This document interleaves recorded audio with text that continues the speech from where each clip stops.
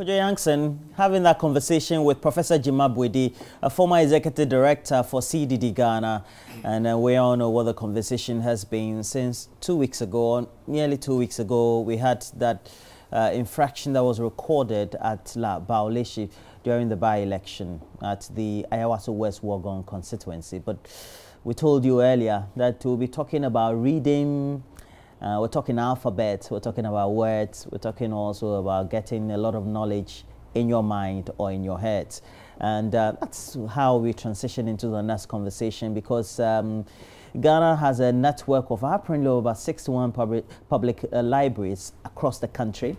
And well, that's to aid the Ghana Library Authority's quest to make this year a year of reading. But how a better way for us to discuss this than to have those who really are in the thick of things at the Ghana Library Authority to tell us more about all the adventures for the year. And I have Veronica Fusuhene Owusu-Ansah, Head of Corporate Affairs, the Ghana Library Authority, here with me. And thanks for joining me, Vero. Hi, thanks. Yeah, it's been a while. For having me. Yeah, and then I have Ajamain Opare-Adu, Mrs. Head of Programs and Partnership, the Ghana Library Authority, and thanks for joining me. Yeah. Hi, thank you. Yeah. Okay, so we're going to do some great conversations, but look, let me start with you, Vero. Tell me a bit about the Library Authority and looking at a new leadership in management and what the new focus and vision is. Okay, so Ghana Library Authority is actually an agency under the Ministry of Education. Currently, we have 61 libraries that we are mandated to manage. As at 1980, we had 1 million books, but now we have 500 books. It means that it has reduced. However, it's due to, because we weed a lot of the books when they are old out of the shelves. But there is a good news, because we have restored a broken relationship with Book Aid International over 20 years ago, and this means that they are going to give us over 100,000 books for this 2019. Currently, we have 30,000 of the books that they have already brought in, and we are looking forward to working with them across the country. As part of our year of reading, we are also looking forward to adding 50 more libraries to 61 in addition, basically. Actually, our vision is to connect every Ghanaian to knowledge resource. Yeah, but yeah, it will be always interesting to get to know that. For example, when I was younger, I could go to, and I think about 22, 23 years ago, I could go to the library, go and do research after secondary school and do many of the things that usually would have to do. But it also means that the books will have to be replaced. And we also know that technology has brought in a new dimension of reading. How is that a challenge for the Library Authority, and how can that be perhaps improved, or you do the blending? So okay, so this is a very interesting question, because you can now call the state of the Ghana Library Authority a revival crusade, because right now one of the core, I'm happy you asked about digital, because we are trying to digitize everything. There has to be a balance in the library system. We're good with the hard copy, but now we're going digital. So right now, you were asking of if you live around Teshi and all of that. One of the core mandates is to increase our reach. So now we want you to just turn, like, I don't want to make it like one district, one library, but we're going to have to spread out and make sure there are libraries everywhere. As part of our core objectives with digitizing everything, we're coming up with a digital platform where you can just be at home at Teshi and then go on your iOS or your Android and then get our collection and everything, and then there you have it. So now we have an in-house set, like ICT software developers in-house who are doing the work. You know, outsourcing is always more difficult, so now we have our team in-house, and then we're doing everything. Let me add to it. Currently, we are automating our books, the one that has been brought in. So what it means is, if you want to go to Latebi, Okwashi, Kaneshi, Uduma, so wherever, you will just have to go on your Ghana Library Authority app, which is underway, to know the kind of books that are there, to be sure that what you want is there.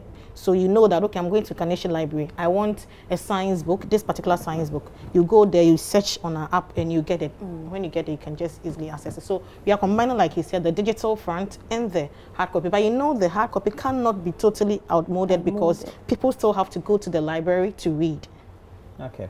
In trying to map out how you do the placement for more libraries, and you're saying that you're going to have 50 more libraries. Yeah. How is it going to be funded? Is it the authority, or perhaps maybe you're partnering with district assemblies or metropolitan agencies? Yes. So lately, due to the new management and everything, district assemblies are reaching out to us. We have individuals, for example, Honorable Hackman Usajaman builds a library for Ifutu Assembly. So there are so many individuals, philanthropists who build libraries. They leave them to the district assemblies or the municipal assemblies, and they are not being managed well. So most of them are actually reaching out to us. And in managing them, we're looking at partnerships. We're taking over. They will all become branch libraries. So we're looking at partnerships with the district or municipal assemblies. They will probably make sure the places are clean, utility bills are good to go, but we will make sure there are trained people, trained staff, good books on the shelves, good e-readers all over, and then we get it. Does it mean that for even private philanthropists, those who tend yes, to... that's what it means. Okay, actually. so yes. you can just come and partner with the Ghana Library Authority. You can come. And then they'll look at the supervision and the management for you. You have to get trained librarians to be able to manage a place, because over the past, the people who normally manage this private libraries are not real librarians, so it becomes difficult for users to even access some information at the library.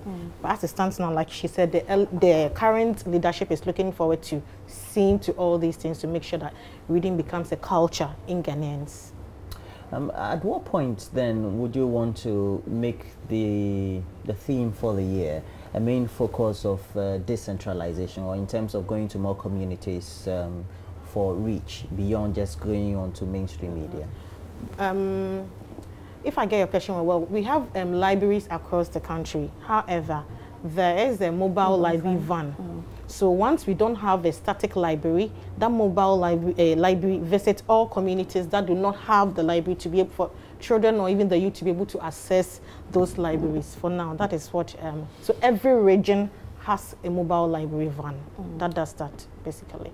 And we are doing also, as part of our services, we have extension services that does community outreach. So they do these kind of, in our communities to reach out to the people. In addition, we have the schools and colleges department that is focused on the schools. Currently, we're conducting an SHS assessment, and then we're looking to revamp. You know how SHS libraries are not in a good state right now. So we have... They are not in a good state. Back in the day, when I used to go to school, the colonial times. Where did you school?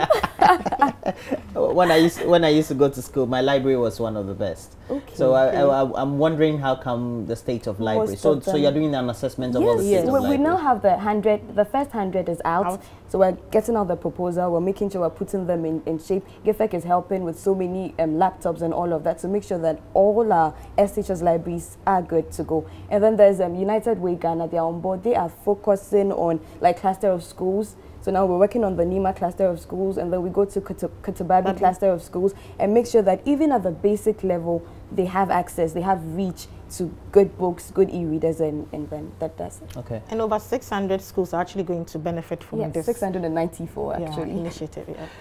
The subject of having people get access to electronic books and what you are doing, how is that different from what is in existence right now?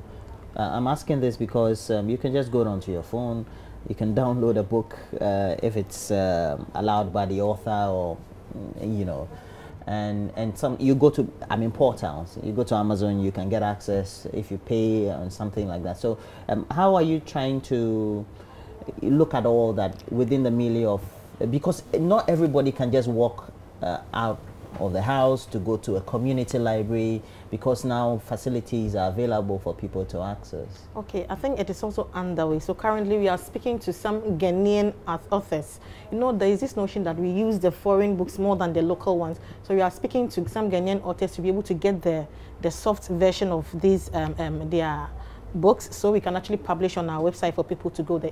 We are actually negotiating with them, so they meet us halfway, and we know how we balance the equation. Yeah, because I was thinking about copyright issues, because they need to get something in return for making their books available on the mass. Currently, we are actually doing some selections, talking to them and negotiating with them. Okay, what's the aim thing for the Ghana Library Authority? When after 2019 we'll have to say this will be the milestone or the achievement in making the year 2019 a year of reading? Actually, 2019 is only a prelude. to our serving. You know, Ghana Library Authority is actually the second oldest government authority after Cocoa Board. I'm sure you're surprised. We're going to be, we're going to be 70 years next year. So 2019, you are going to hear a lot, but this is just a tip of the iceberg. We're going to actually be 70 years next year. And so 2019 is just to make sure, you know, everybody says that Ghanaians don't read anymore, Ghanaian children don't like to go to the libraries anymore. That has been there ever since. Yes, yeah. So we are here to change the narrative. We are here to promote a reading culture. So from 2019, it's going to be like that, and it's only going to get better. Basically, she said it all. Okay, so now, if the communities need to get access to the libraries through the district assemblies, then what is the collaboration that you have, or the partnership you have with the Ghana Education Service as well? We are actually under the Ministry of Education, and every region has a library, so there is that connect between every region and each district. So it's quite easy for them to actually get that. They are actually bringing in their proposals, like she said, for us to get them, if you need a library, for us to actually make plans for. And in how are we prioritizing so that the communities that don't have the libraries will be the ones that get the first benefit, so to speak, than the city center areas? Because the city centers always have children that have access to the platforms, the connecting platforms, the facilities, etc. The interesting fact is that we're actually prioritizing rural areas. For instance, there's our partner from Book Aid. We're trying to implement STEM study hubs. Our director, our leadership has emphasized that we focus on the rural areas, the rural communities, to ensure that they get reach, they get access.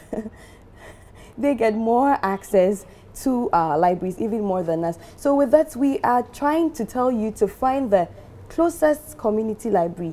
Reach out to the district, the regional, the librarian, reach out to them, tell them your need. You know how if you get things on a silver platter, you don't appreciate it. Otherwise, we just move in and go everywhere. But we're asking you to reach out to us so that we will prioritize your needs.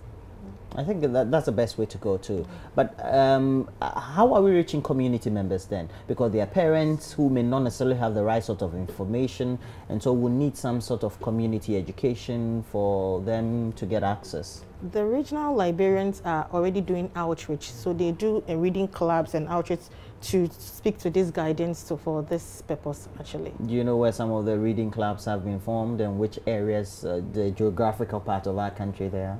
Yes, yes, we actually do know them. If we had to list them, there would be numerous. We actually do know. But what we know is every region has a library, and they are doing this outreach program in their communities, basically. But you can't be doing all these without some basic challenges. What will be some of the challenges then?